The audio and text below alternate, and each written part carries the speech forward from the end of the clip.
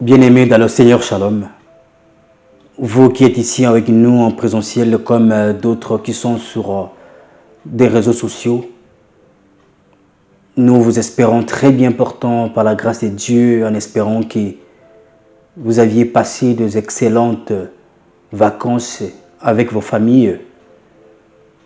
Le plaisir de se retrouver encore est tellement immense que nous voulons partager la précieuse parole de Dieu ce dimanche. À environ 4 km de l'est de Jérusalem, sur le flanc oriental du mont des Oliviers, vivaient 3 chrétiens, Marie, Marthe et Lazare. Ce dernier tomba gravement malade. C'est l'histoire de Lazare que le glorieux Saint-Esprit nous a inspiré de commencer avec sur cet enseignement. Nous allons prier avant de débuter ce nouveau numéro. Excellent Père de grâce, nous te sommes infiniment reconnaissants pour ta précieuse présence parmi nous. Nous laissons tout de nous entre tes saintes mains. Que le glorieux Saint-Esprit, l'Esprit Saint, l'Esprit fort, l'Esprit qui est venu habiter à nous, marcher avec nous, fonctionner avec nous, puisse nous guider du début jusqu'à la fin de cet enseignement. Que tout ce que nous allons parler, que ce soit poussé par le glorieux Saint-Esprit, du début jusqu'à la fin dans le nom de Jésus. On a ainsi prié. Amen. Gloire à Dieu pour ce dimanche de la présence du Seigneur.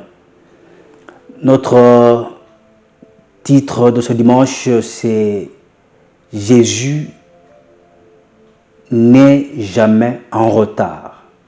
Jésus n'est jamais en retard. Je résume.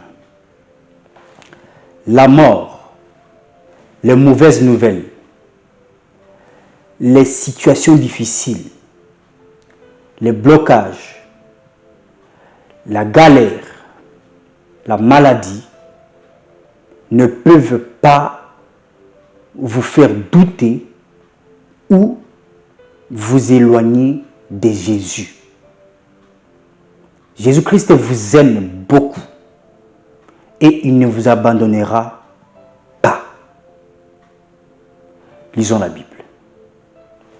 La Bible dit dans le livre de Jean chapitre 11 au verset 21 jusqu'au verset 26. La Bible dit: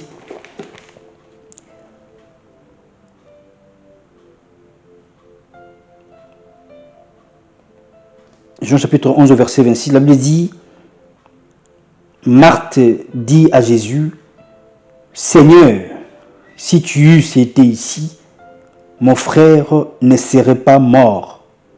Mais maintenant même, je sais que tout ce que tu demanderas à Dieu, Dieu te l'accordera.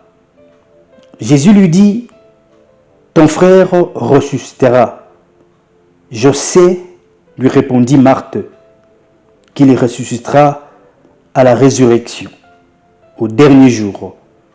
Jésus lui dit: Je suis la résurrection et la vie. Celui qui croit en moi vivra, quand même il serait mort. Et quiconque vit et croit en moi ne mourra jamais. Crois-tu cela? La parole du Seigneur. D'abord, c'est une histoire que plusieurs d'entre nous maîtrisent très bien.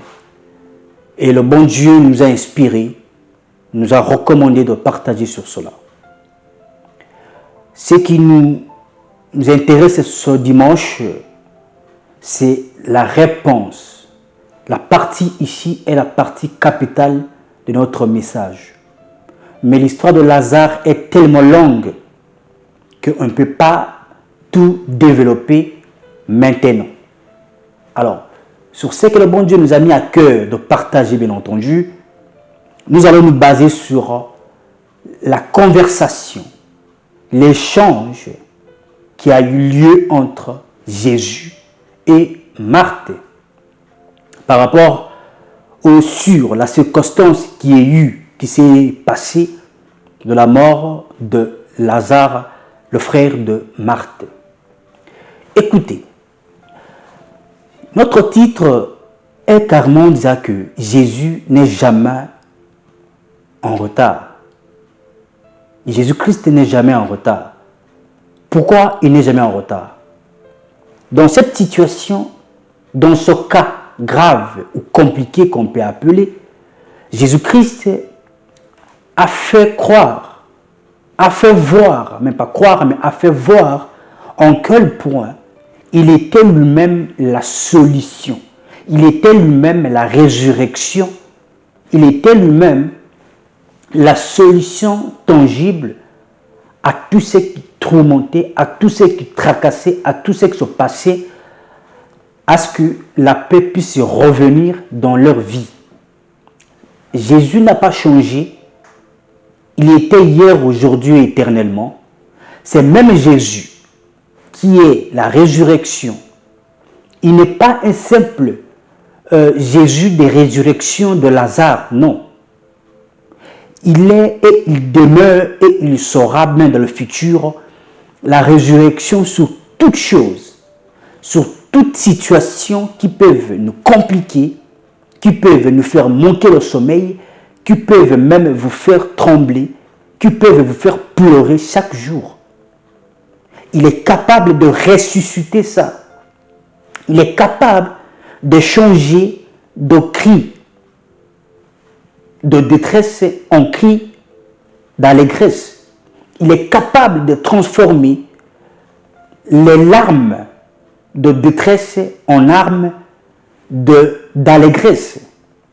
Amen.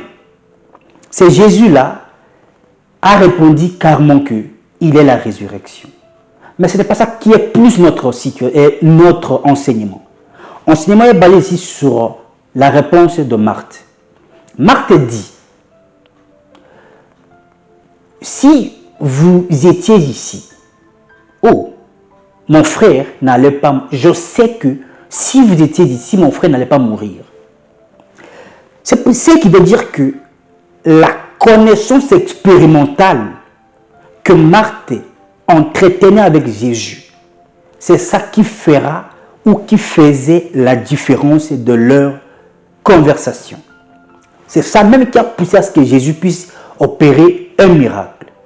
Dans votre vie, dans tout ce qui peut vous arriver, dans tout ce qui peut être en face de vous, catastrophe, problème, angoisse, maladie, mauvaise nouvelle, si vous avez une connaissance expérimentale envers Jésus, de quoi il est capable de faire dans votre vie, c'est le plus important, frère. C'est le plus important, sœur. Quelle est la connaissance? Qu'est-ce que vous savez de Jésus? Qu'est-ce que vous savez que Jésus-Christ est capable de faire quand il va venir vous joindre? Quand le pasteur racheté va prier pour vous? Quand moi je vais dire à Jésus, par rapport à votre problème, par rapport à ce qui vous dérange, par rapport à ce qui vous tracasse, qu'est-ce que vous avez répondu? Qu'est-ce que vous répondrez? Parce que Jésus va venir. Et il est là. Mais qu'est-ce que vous connaissez de lui qu'il est capable de faire s'il était là? Marthe a dit que si vous étiez là, mon frère n'allait pas mourir. Mais même si il est mort, je sais que tout ce que vous demanderez à Dieu, Dieu est capable de faire. Alors, vous, personnellement, dans tout ce qui vous dérange actuellement, dans tout ce qui vous complique actuellement, dans tout ce qui vous fait manquer le sommeil actuellement, qu'est-ce que savez-vous que Jésus est capable de faire? Quelle connaissance expérimentale avez-vous entre vous et Jésus? Quelle connaissance expérimentale avez-vous de Jésus? En quoi il est capable si vous avez cette intimité, cette connexion, cette amitié, vous n'allez pas pleurer, vous n'allez pas vous lamenter, vous n'allez pas trembler, vous n'allez pas vous être agité ou vous tracasser sur tout ce qui peut être en face de vous. Car Jésus-Christ, lorsqu'il va venir, lorsqu'il dira son dernier mot, la situation va changer. Des larmes qui étaient en détresse se transformeront en larmes d'allégresse, de joie, en cris de joie automatiquement. Si vous avez la connaissance expérimentale de qui est Jésus, qui va intervenir, c'est bien d'appeler Jésus. C'est bien de crier, c'est bien de faire ceci ou cela. Mais est-ce que vous connaissez? Car c'est ça qui va pousser Jésus d'opérer le miracle. C'est plus que la foi même. La connaissance que vous avez de Jésus. L'intimité que vous avez de Jésus. Vous avez une intimité avec Jésus. Si vous avez l'intimité avec Jésus, vous n'allez pas pleurer comme vous pleurez. Vous ne pouvez pas pleurer comme tout le monde. Jamais du tout. Parce que vous connaissez en qui vous avez cru. Même le diable, même les cas difficiles, même les situations, même les blocages vont vous craindre car ils connaissent réellement l'intimité que vous avez avec Jésus. Comme vous avez l'intimité même dans ce monde où nous vivons, avec une bonne connaissance avec un président de la République, par exemple, aucun homme ne va vous toucher. Même vous-même, vous savez que vous avez beaucoup d'assurance pour votre sécurité. Et pourquoi pas Jésus-Christ? Dieu qui est esprit, qui a créé nous, les êtres humains, qui nous a tous créés humains, chers. Il ne devrait jamais rester Dieu spirituel toujours. Car les humains qu'il a créés, la chair qu'il a créée, ne devrait pas même l'écouter ou le connaître ou le comprendre. Il s'est fait chair. Il est venu habiter en nous pour nous confirmer, pour nous montrer son autorité, pour nous montrer sa puissance, pour nous montrer en quel point il est capable même de déplacer des montagnes. Il est capable de marcher sous les eaux qu'il a créées. Alors, l'intimité que vous avez de Jésus va vous sauver dans n'importe quelle situation que vous pouvez faire face actuellement, demain ou dans le jour à venir. Ayez une bonne connaissance de Jésus. Ayez qui est Jésus que vous aviez accepté comme sauveur et Seigneur. Vous l'avez accepté, oui. Vous marchez avec lui, oui. D'ailleurs, bientôt c'est la fin de l'année, dans 3 mois seulement. Mais qu'est-ce qui a changé dans votre vie? Parce que Jésus-Christ vit en vous. Vous l'avez reçu, oui. Mais qu'est-ce qui a changé? C'est lui qui ressuscite les morts est en vous. C'est lui, alléluia, c'est lui qui change les données, c'est lui qui change des problèmes en solution. Vit en vous. Pourquoi avez-vous peur? Pourquoi tracassez-vous? Pourquoi appelez-vous les uns les autres sans pour autant rester ferme, rester serein? Car celui qui est en vous est plus fort que celui qui est en face de vous. Jésus qui est en vous est plus fort que la situation qui est devant vous. Des blocages qui sont devant vous. Les autorités de famille qui sont devant vous. Les coutumes qui sont devant vous. C'est Dieu, c'est Jésus est capable de couper tous les liens si vous entretenez une bonne relation avec lui. Rien ne peut lui empêcher de vous élever. Rien ne peut lui empêcher de vous sauver. Rien ne peut lui empêcher de vous guérir. Rien ne peut lui empêcher de faire ce qu'il a voulu faire sur la terre, car sa parole ne rentrera jamais sans effet. Et si vous avez une intimité, si vous avez une connaissance sur ce qu'il a dit, sur qui il est, C'est ça qui va se réaliser.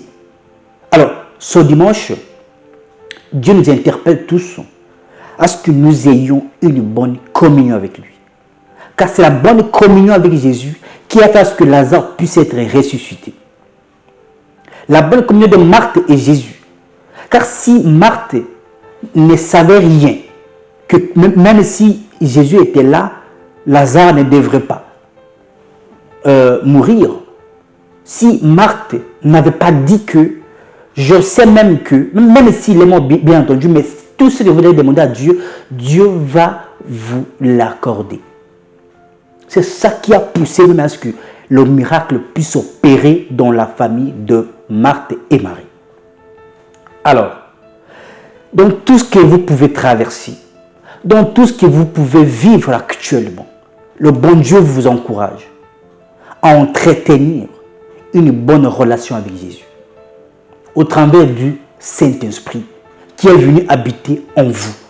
Car Jésus-Christ a dit qu'il ne peut pas nous laisser des orphelins. Il sera avec nous jusqu'à la fin du temps, au travers bien entendu de son Esprit Saint. Alors, n'attristez pas son Esprit, c'est qui en vous. Entretenez une bonne communion. C'est votre relation qui va faire la différence. C'est ça qui compte devant Dieu. Ce n'est pas les apparences. Ce n'est pas les superficiels. Ce n'est pas tout ce qui brille. Mais l'intimité que vous avez de Jésus. C'est ça. Même le diable va fuir. Il ne peut pas s'approcher de vous parce qu'il sait que ces deux-là, lui et Jésus, ils sont un. Et comme vous avez ce genre d'intimité, vous ne tremblerez rien dans n'importe quelle situation. D'autres chrétiens qui pleurent partout. D'autres chrétiens qui galèrent comme les païens. D'autres chrétiens qui font tout comme le païen. D'autres chrétiens qui pleurent comme tout le monde. Et pourtant, ils ont un Jésus. Et pourtant, ils ont un roi des rois. Et pourtant, ils ont un ressuscitaire des morts. Un ressuscitaire des situations désespérées. Entretenez la bonne relation avec Jésus. Et parlez bien. Ne murmurez pas. N'ayez pas de doute. Ne vous éloignez pas de Jésus. Il vous aime. Il est venu ici sur la terre pour nous sauver.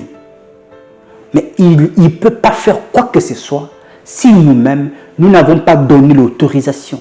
Et cette autorisation va commencer par notre connaissance envers lui. C'est que nous connaissons de lui. C'est que nous connaissons qu'il est capable de faire. Amen. Qu'il est capable de faire. Jésus dit, crois-tu cela? Jésus dit à Marthe qu'il est la résurrection. Jésus est il tape la poitrine qu'il est la résurrection. La résurrection dans tous les sens de mots. Ce n'est pas seulement un seul domaine de ressusciter seulement un simple Lazare et c'est fini. Non. En tout, pour tout, dans tout. Amen. En tout. Qu'est-ce qui vous dérange? Que Jésus est incapable de trouver solution. Et quand il va venir, ce n'est pas que c'est lui qui tarde. Ce n'est pas que c'est lui qui est en retard. Savez-vous bien ce que vous demandez? Et demandez-vous bien selon ce qu'il veut.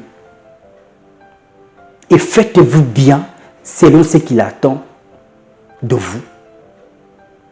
Parce qu'il veut, Jésus veut que vous puissiez vous attacher à ce que lui a dit. Qu'est-ce qu'il vous a dit? Lorsqu'ils avaient envoyé, parce qu'on n'a pas lu toute l'histoire de Lazare, vous comprenez en quel point que ils avaient même envoyé les gens pour dire à Jésus que ton ami Lazare est malade. Jésus avait dit que cette maladie ne l'amènera pas à la mort, c'est pour glorifier le nom de Dieu. C'est pour glorifier Dieu. Il se peut aussi, quand je vais prier pour vous, Jésus peut-être, pas peut-être, il répondra que tout ce que vous traversez Ce n'est pas pour vous humilier. Ce n'est pas pour une humiliation que vos ennemis puissent avoir la gloire, non. Mais pour que Dieu puisse être glorifié dans tout ce qui vous arrive. Mais pour que Dieu puisse être glorifié dans tout ce que vous traversez. Ce que vous traversez, ce n'est pas pour vous tuer, ni pour vous humilier, ni parce que vous avez péché. Non. Il se peut que Dieu veut se glorifier dans ce que vous traversez, dans ce que vous vivez. Alors, répondez comme Marthe. Ne pleurez pas. Ne murmurez pas. N'accusez pas Jésus. N'accusez pas les gens. Acceptez d'entrer encore plus en intimité avec lui.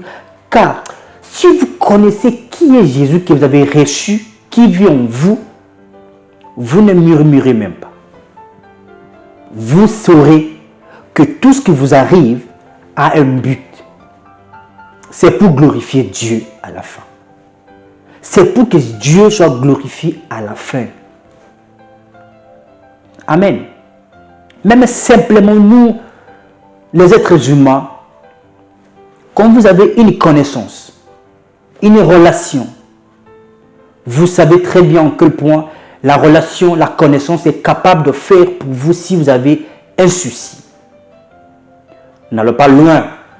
Pour ceux qui sont mariés, savent très bien que quand je suis avec ma femme ou quand je suis avec mon époux, je connais en quel point mon époux, mon mari ou ma femme est capable de faire s'il y a un problème qui m'arrive.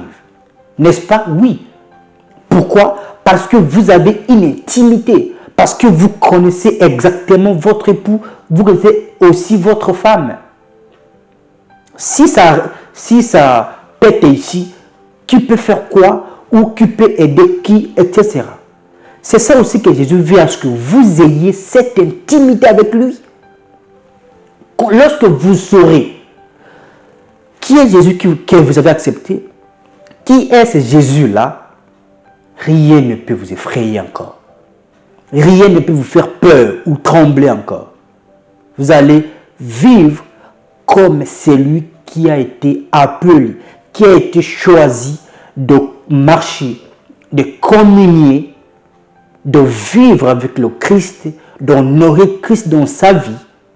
Quand vous allez honorer Christ dans votre vie, Christ va vous honorer dans votre situation.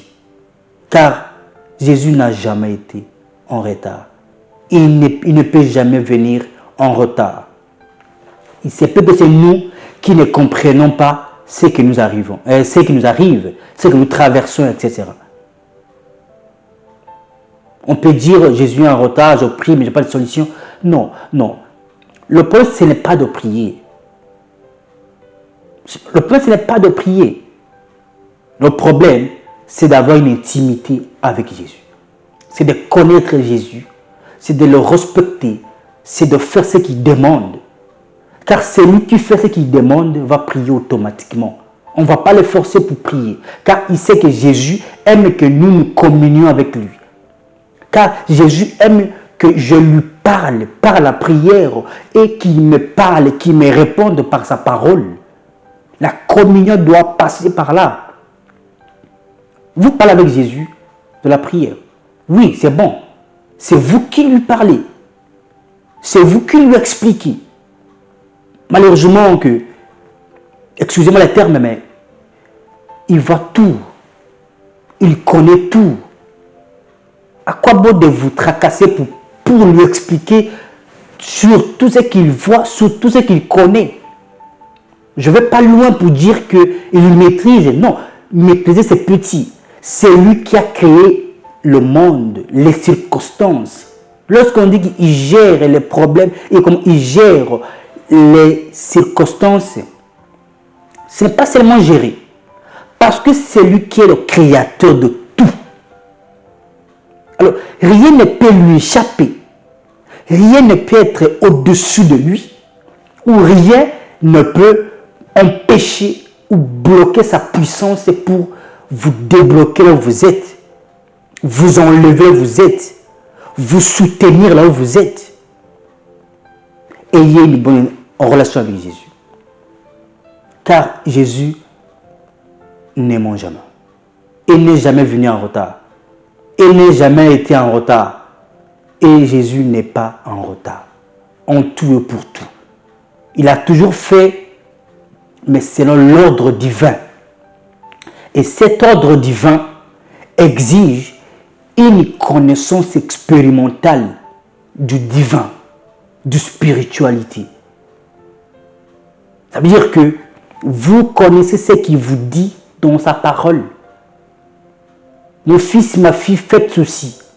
Quand vous verrez ceci, ne tremblez pas, ne craignez pas.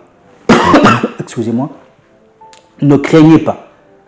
Alors, il va vous demander, par la foi, de vivre, d'exprimer votre foi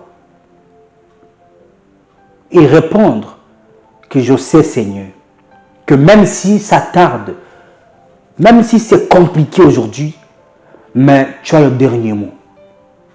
Tout ce que tu diras de ma vie va changer. Tout ce que tu peux dire de ma situation, la saison va changer. Parce que je connais en quel point tu es capable, tu es fort, tu es puissant dans nos vies sur terre. Dans nos vies en tant que tes enfants, dans nos vies en tant que tes serviteurs, dans nos vies en tant que tes brebis. Notre bon berger nous aime, vous aime, et il ne nous abandonnera jamais. Ne murmurons pas comme tout le monde. Ne faites pas comme tout le monde. Rappelez-vous, qu'est-ce qu'il vous a dit et faites ce qu'il vous a dit. Il vous a dit où? Dans sa parole. Ce n'est pas seulement ailleurs. Ce n'est pas ailleurs. Ce n'est pas les paroles d'un homme, mais sa parole qui ne passe pas, qui ne change pas, qui est immuable. Amen. On se retrouve le dimanche prochain pour la suite de notre numéro. On a commencé avec nos différents enseignements. Je sais que par la grâce de Dieu, nous allons aller loin. Cette fois-ci, avant la fin de l'année, Jésus va opérer de miracles dans vos vies. À ceux qui vont croire, vont nous écrire, vont témoigner de tout ce que Jésus peut faire dans leur vie. Nous vous recommandons d'avoir une très belle intimité avec lui. Ne vous découragez pas. Ne tremblez pas. N'ayez pas peur. Jésus vous aime. N'ayez pas peur. Jésus est à vos côtés. Et il n'est pas en retard. Rappelez à tout ce qui peut vous dire que vous êtes en retard. Votre Dieu, votre Jésus n'est pas en retard. Il va faire. Et son temps est meilleur. Entendez bien, son temps est meilleur. Ne tremblez pas. Le diable va vous faire trembler sur tout ce que vous voyez peut-être qui n'est pas réellement biblique, qui n'est pas de Dieu, parce qu'il voit qu'en vous, il y a des doutes, en vous, il y a la peur. Et il va se servir de ça pour influencer votre peur jusqu'à ce que vous doutez de Dieu. Non, il n'est jamais été en retard. Restez infiniment béni. Votre frère, Pasteur Racheté.